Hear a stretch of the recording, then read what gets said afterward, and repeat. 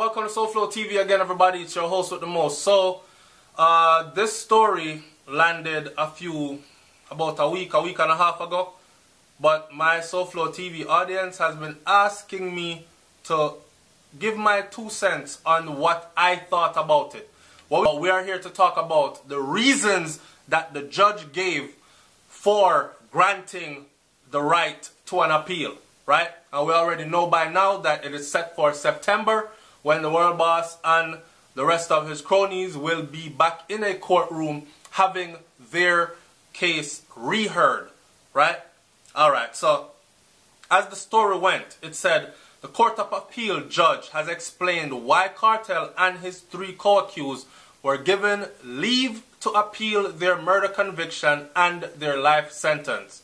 Alright, so Acting Justice of Appeal Frank Williams wrote that a number of questions arose out of the various stages of the Home Circuit Court trial that concluded in 2014, right? To deal with the sentences first, questions arise from the relatively brief sentencing remarks of the transcript. For example, no express mention is made in these remarks of the principles of sentencing, and it is only circumstances that might be regarded as aggravating factors that are expressly mentioned.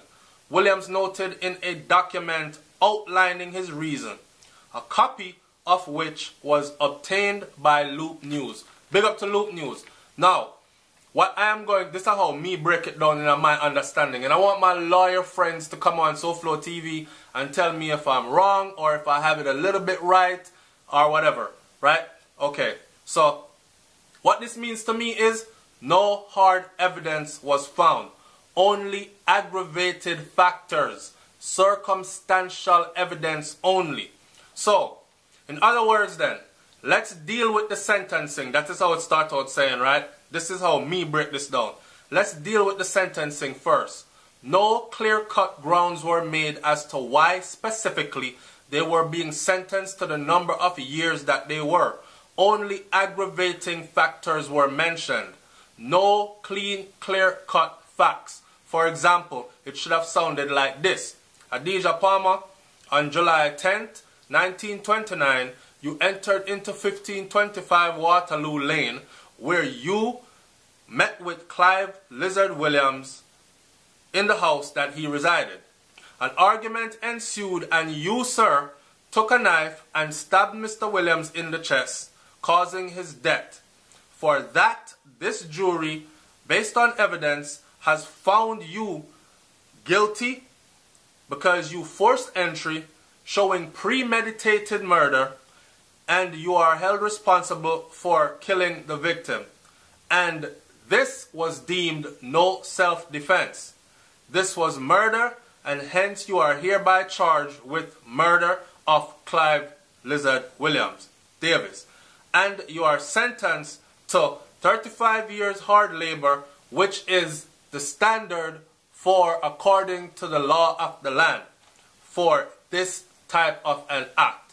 That is what should have been said, instead of some other things that was said at the trial. Like I said to y'all before, I followed that trial from the beginning to the end, and the type of things that were said in the closing arguments and in the summation was just mind-bogglingly, it sounded like some ramblings put together. Yes, and believe, said, and could have been, and must have been, and I heard, and well, so-and-so said. And all this stuff was taken into context as evidence. And I was baffled. I was like, what the hell? How them take that into context as evidence? 90% of that stuff would have been thrown out, right? But it was not thrown out in this case. So now that the Supreme Court has had a look at it, this is what they're saying, in my belief, right? It goes on to say, additionally, there is no indication. These are the judge's words, and then I'm giving my own breakdown. Additionally, there is no indication, as is now required, that the time spent by the convicted men on remand was taken into account by the learned trial judge, Justice Lennox Campbell, in arriving at the sentences of imprisonment that were ultimately imposed Williams explained. Alright. Additionally, there is no indication, as is required, that Judge Lennox Lewis, the sentencing judge, looked at the time spent on lockup before sentencing was taken into consideration. In other words, it is standard to subtract time spent on remand from years given at sentencing. Their rights were violated because this was not done, because Judge Lennox just piled on the 35 years or how much years he give them on top of whatever they already did, as if they never did a day before, right? And based on that, and I know you might say, okay, so just subtract the 2 then, and say 32 then, he can get, or 33 then he get instead of the 35.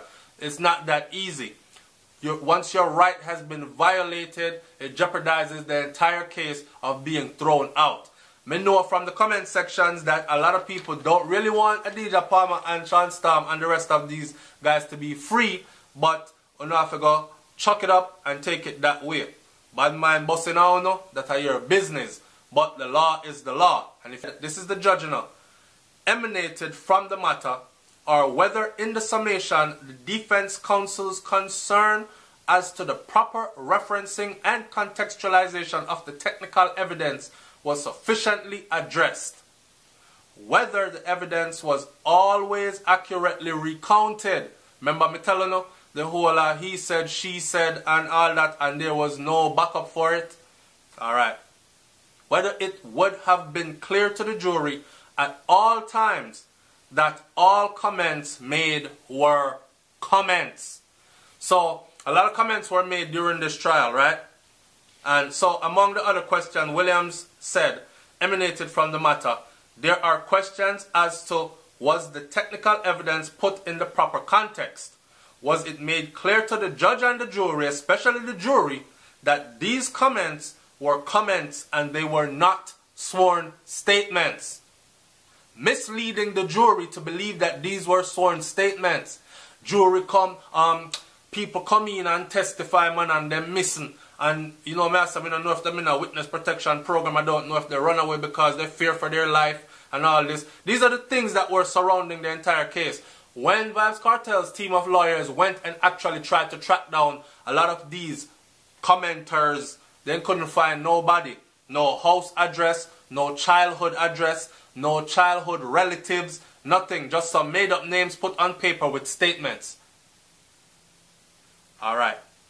For these and other reasons, leave of appeal or right to appeal, the go-ahead to appeal, is granted with legal aid or an attorney to represent them will be provided, meaning one will be provided if needed, if they do not have the sufficient funds to afford one, is what that means. Alright, so if you miss anything I said in this video, just rewind the video and play the thing over again slowly. What I did just now was I read what the judge said his reason was, and then I broke it down in layman's term exactly what it means, what he just said. Because you know the law jargon get a lot of people, and a lot of people are say, I don't have no time for that. I don't really understand what they say, cause and you still have a lot of people that are saying, boy, I ain't goose cook because I don't really think so them all let him out. Then just go on with this and that. I'm still hopeful. When I know say I miss Vybz Kartel from day one till now, right? And I'm still hopeful that him and the rest of the guys can actually walk out. Me I talk about Sean Campbell, me I talk about Kahir Jones, and me I talk about Andre St. John. Me hope says all of them and Vybz Kartel himself can actually walk free, because God knows this year, if this, me can't say nothing more about it. It was a soppy, sorry, sad ass case. The way it was thrown together, it looked very suspicious from get-go until now. And a lot of things happened. I'm going to close this video by saying this. And I challenge you to say something different against this. If someone was killed, stabbed up, dig up with pickaxe, chop up, as they were saying that Lizelle Williams was murdered, right? In a house, and them say in another house they didn't get killed, right? Walk with me. That's what they said. Okay. I've said this on other videos before, and I'm going to say it again. Forensic lighting would have been able to detect blood splatters even if that place had been bleach washed clean. But if you notice, after Vybz Kartel was incarcerated and sentenced, do you notice what the Jamaican government did to that house that they claimed? And these people know that forensic evidence would have been able to prove beyond a shadow of a doubt that this is where this man was murdered. Had it been so, why would they bulldoze the house? I want you to answer that for me. Alright? So, yeah. A judge now has seen it. The Court of Appeal judge has seen this. And I'm glad that they've taken this into consideration. They're monitored upon some higher level. I know it's going to make those in Jamaica look incompetent. Like them never really do them job the way they were supposed to. But this is something that we know from a long time. It's not that they didn't do their job the way they were supposed to. It's that other things, other factors were involved. And we're just going to leave it there. Right? It's SouFLoTV, man. Like, comment, share, and subscribe. Tell me what you think about this. And do you think that he's going to be free? Do you think that Sean Storm is going to be free? Do you think that Andre St. John is going to be free? And do you think that Kahir Jones is going to be free? Talk about things then. I'm here. I'm out. Peace.